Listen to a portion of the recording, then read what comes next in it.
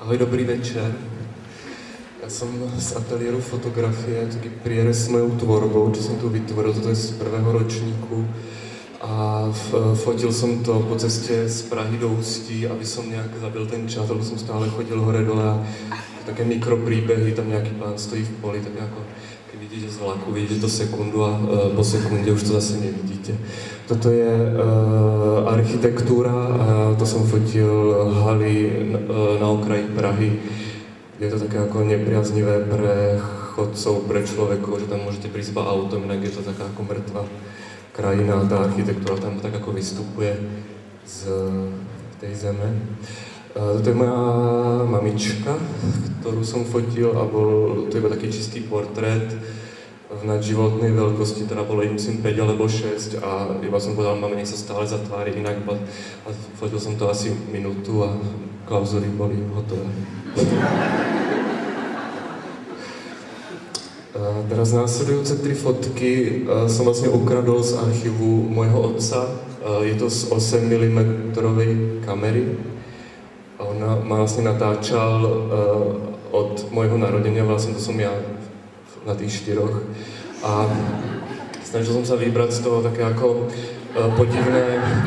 podivné veci, že som to trošku ako digitálne zmanipuloval niekde.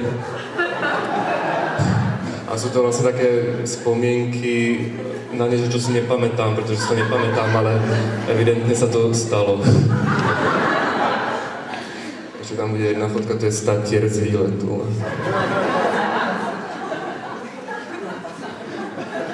A to sme tam my, tam je to aj moja mama, nás tam drží ako. To super filmy, to je strašne dobrý materiál.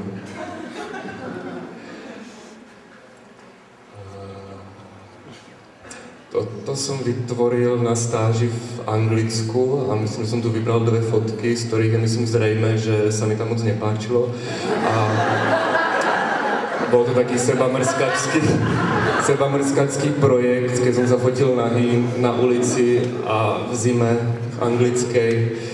A táto fotka presne vyjadruje, ako som sa tam cítila. Vystavil som to tam aj na škole ako môj projekt a oni sa strašne ako divili, prečo mám tam takéto chute.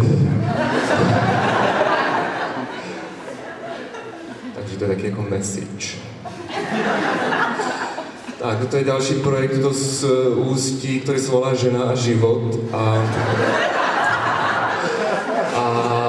Sú to vlastne portréty také docela banálne a oni mi tie ženy k tomu napísali príbehy, ktoré ja som vystavil tých fotiek a potom som z toho urobil vlastne výtisk časopisu Žena a život, ktorý vidíte tu, kde som tie ich príbehy takým bulvárnym spôsobom spracoval. Bola to celkom švanda, také ako by sa to, ako sa dá vlastne všetko ako brať z 2 strán, keď si to ako tak ako to je a potom, keď to nejak prevrátite. Toto je zase súbor, keď som už nevedel, čo mám robiť, tak som chodil po meste a fotil úplne cudzích ľudí a potom som k tomu pridával texty z dennej tlače, aby tie fotky dostali konečne nejaký zmysel.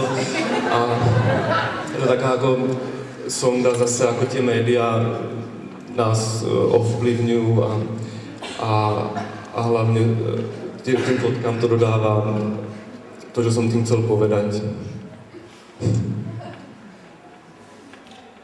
Myslím, že toto je posledná fotka z tohto súboru, áno. Toto je moja rodina opäť. A to je z projektu, ktorý som potajmo nahrával naše nejaké hostiny a Vianoce a tak. A oni o tom nevedeli a potom som to vystavil s nejakým kúskom tej nahrávky a to také hodne tragikomické, ako to býva na tých rodinných oslavách, že na skôr nuda, potom sa pije, tak je zábava a končí to plačom, tak to väčšinou ako prebiehalo. Toto je koláž, ktorú som vytvoril, už myslím na magistru a je to taký môj vzkaz fotografii. Ide tam hlavne o ten nápis, tie fotky nie sú dôležité, ale to je z jednej árie z opery, kedy som bol na operátore, tak by sa mala volať moja klauzura. Toto je taký môj veľký projekt, sú to teda 3 fotky, kedy som fotil 2 vtedy ešte ženy, ktoré sa rozhodli, že podstúpia čiastočnú zmenu pohlavia a Je to taký ako napol dokument, napol je to štylizované, volá sa to Mati a Dani, to bola Dani, toto je Mati. Toto som fotil vlastne, už to fotím 3 roky a na tom stále pokračujem, ma to docela ako baví sledovať, ako sa menia. Táto napríklad Mati má 4 deti a je to skvelý chlap teraz. A ešte jedna fotka tam bude, tá je najnovšia teraz z jara a už sú to celkom pekní chlapci a myslím, že nikto z vás nepozná, že to boli niekedy ženy a strašne za to obdivujem, že sa na to dali a že ako to zvládajú a hlavne, že ma ako pustili, že ich môžem vlastne fotografovať kedykoľvek a nedali mi žiadne limity, čo môžem a čo nemôžem. To bola moja bakalárska práca. Toto bol taký projekt, bola to internetová stránka, kde som sledoval takúto hystériu okolo Aničky Janatkovej, keď zmizla. Je to strašné, že sa stalo, ale to, čo ako vzniklo okolo toho, keď ľudia robili videá, dávali to na YouTube a spievali jej pesničky a veštili skály, kde sa nachádza a doporučovali nejakých veštcov, ktorí by mohli pomôcť a tá stránka myslím, že stále funguje, sú tam videá, obrázky, čo všetko to spôsobilo takúto ľudovú tvorivosť, takáto ako tragédia, je to vlastne ako také ako zase tragikomické a toto je Třešnička nakoniec, som tak tiež ja a je to taká fotka, ktorá bola v ušom výbere na projekt, ktorý mám tuto v tej kúkani Muž z nula a je to taký môj coming out, kedy ako som chcel ukázať, že už od detstva je vidieť na čo je človek orientovaný. Ďakujem.